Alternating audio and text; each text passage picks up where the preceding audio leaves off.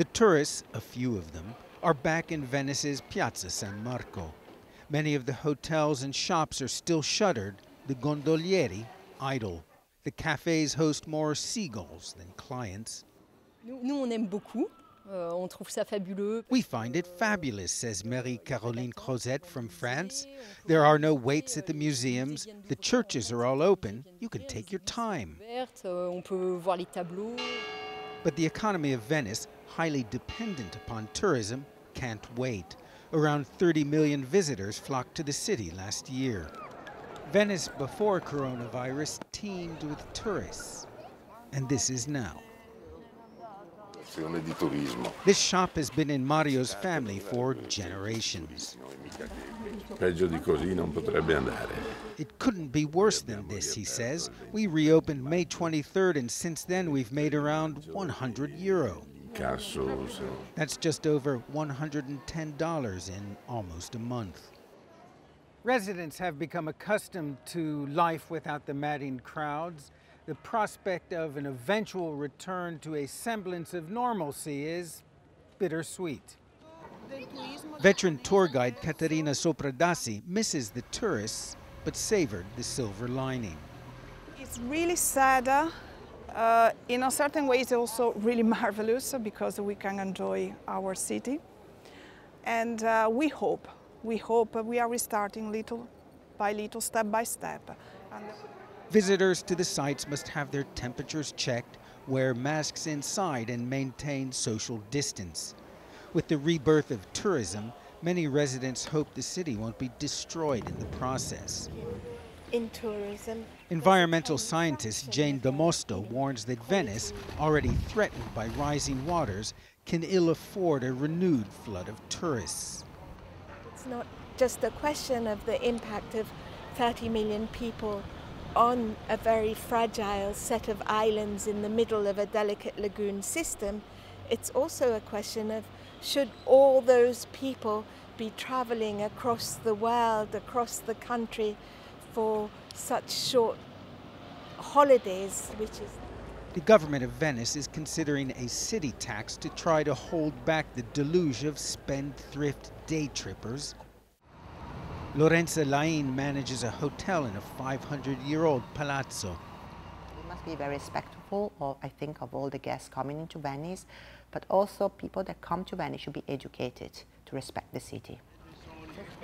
A city navigating between the need to make a living and preserving a unique way of life.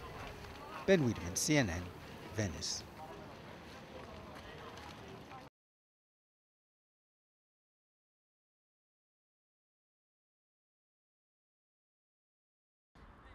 Francisco Fonseca is doing some heavy lifting, building his new beach bar. A miracle, he believes, since he only recently recovered from coronavirus, including 7 days on a ventilator in a medically induced coma.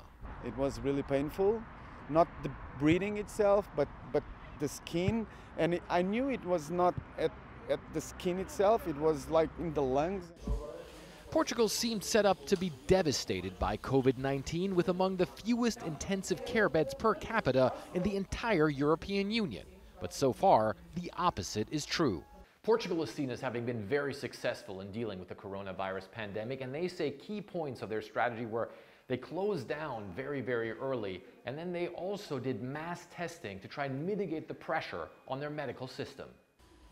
One possible reason doctors in coronavirus wards, like here at Lisbon's Central University Hospital, have for months been treating patients with steroids to combat inflammation in the lungs, the head of the ICU, Dr. Nuno Germano, tells me.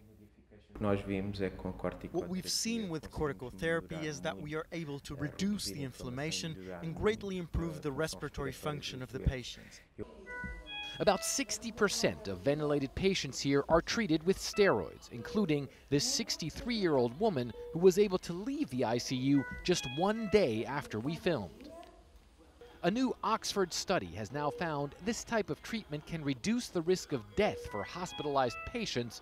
The World Health Organization calls it a potential breakthrough.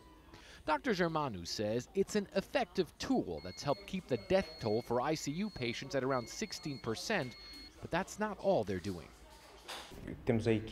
We have a team that does outreach, that goes out of the ICU and observes patients, and what we do is we do early intubation and ventilation to the patient. So any patient which has signs of difficulty breathing and criteria that needs ventilation, we don't delay the intubation and ventilation of the patient, and we admit them early to the ICU. While some other experts around the world say patients should only be placed on ventilators as a last resort, the medical professionals here say early ventilation in certain circumstances has been working. And it certainly worked for Francisco Fonseca, who hopes that now that his health has come back, tourists will come back to Portugal as well and help him jumpstart his business.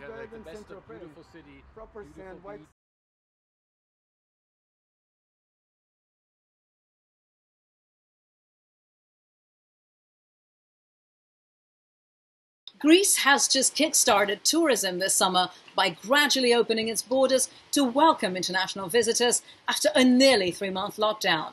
This means that travellers from dozens of low-risk infection countries are now able to enter Greece's 2 main airports, subject to only random checks. Those arriving in Greece from a list of high-risk countries all still have to undergo checks. Following a 2-week so-called bridge period, the list of countries is expected to grow by July the 1st, and that is the time when direct international flights to many of Greece's summer destinations will also resume and land and sea borders also fully open. Greece is being hailed as one of the safest tourism destinations in the world this summer, and indications from the industry so far show that this will help attract tourists.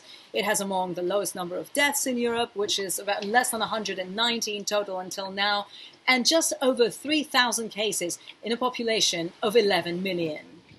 As the country opens its borders to let people in, the question is, how will it keep the virus out? Greece has already imposed strict measures and even fines in the incidents that measures had not been respected, like in bars and nightclubs, and it has also greatly boosted its health system in tourist areas. Now the country hopes that its early success in the fight against COVID-19 will translate into much-needed tourism revenue. Due to its immense dependency on tourism, though, which accounts for over 20% of its economy, the country will be economically hit. But less so if those who do travel this summer do choose to holiday in Greece. Elinda Labropoulou, CNN, Parga, on the Ionian coast of Greece.